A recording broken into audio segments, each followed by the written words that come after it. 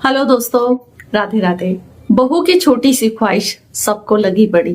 शाम का वक्त था, घर में हल्की हल्की ठंडक थी और रसोई में से सब्जियों की खुशबू आ रही थी। सास जी के हाथ में बथुआ लेकर आई और आवाज लगाकर बोलती हैं, बहू सुनो, आज मैं बथुआ लेकर आई हूँ, आज बथुए के पराठे बनेंगे। बहू रसोई में से आई मुस्कुराते हुए बोली, मम्मी जी अभी बना देती हूँ।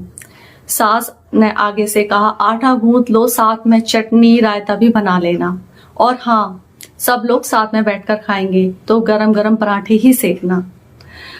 ठीक है मम्मी जी, इतना कहकर बहू काम में लग गई। रसोई में काम करते करते उसके हाथ आटे में लग रहे थे, लेकिन मन कहीं और था और वो धीरे धीरे बथुआ काट रही थी और सोच रही थी, कितने दिन हो गए मैंने अपनी पसंद का कुछ नहीं खाया। उसे बचपन की बातें याद आने लगी, जब उसकी माँ उसके लिए बथुए की गरम गरम पूड़ियां बनाती थी और वो कितने शौक से खाती थी।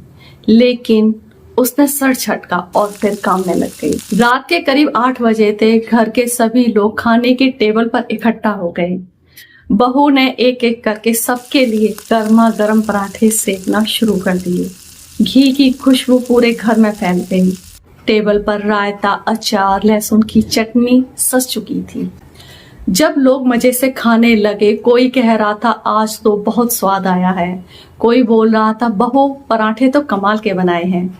बहू बस हल्की सी मुस्कान के साथ सबको परोसती रही। जब सबका पेट भर गया और सब टेबल से उठ गए, तब बहू ने वही आटा उठाया और चुपचाप अपने लिए बथुए की पूड़ियां तल ली।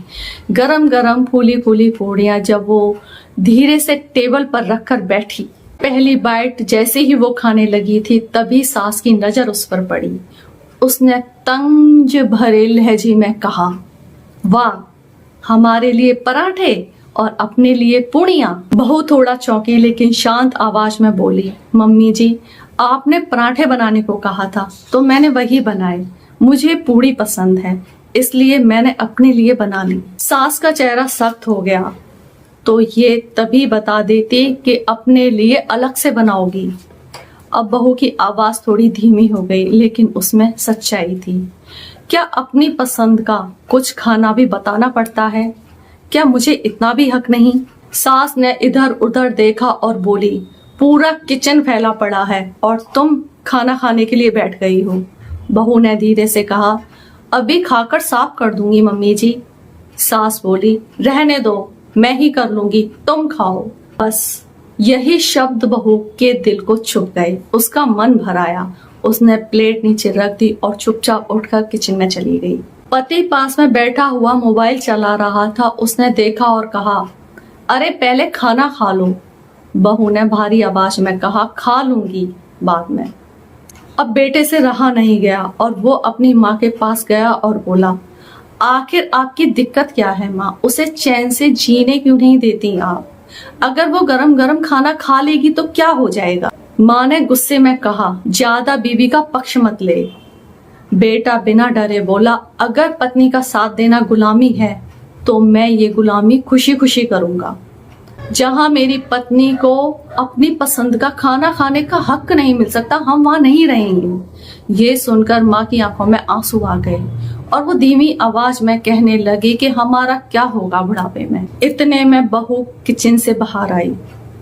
उसने सब सुन लिया था और वो धीरे से बोली, हम कहीं नहीं जाएंगे मम्मी जी।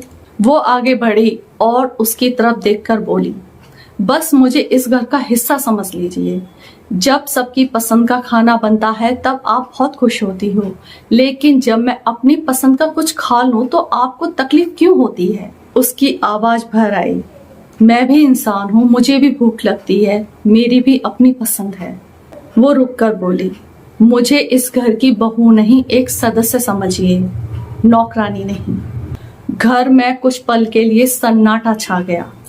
सास की आंखों में पछतावा था और वो पहली बार उन्होंने अपनी बहू को सिर्फ बहू नहीं बल्कि एक इंसान की नजर से देखा। उस बहू को बहू नहीं, उस घर का सदस्य समझिए, क्योंकि वो भी आप लोगों से कुछ ना कुछ उम्मीदें लगाती है। अगर ये कहानी आपको अच्छी लगी हो तो लाइक, कमेंट, शेयर जरूर करें। राधे राधे।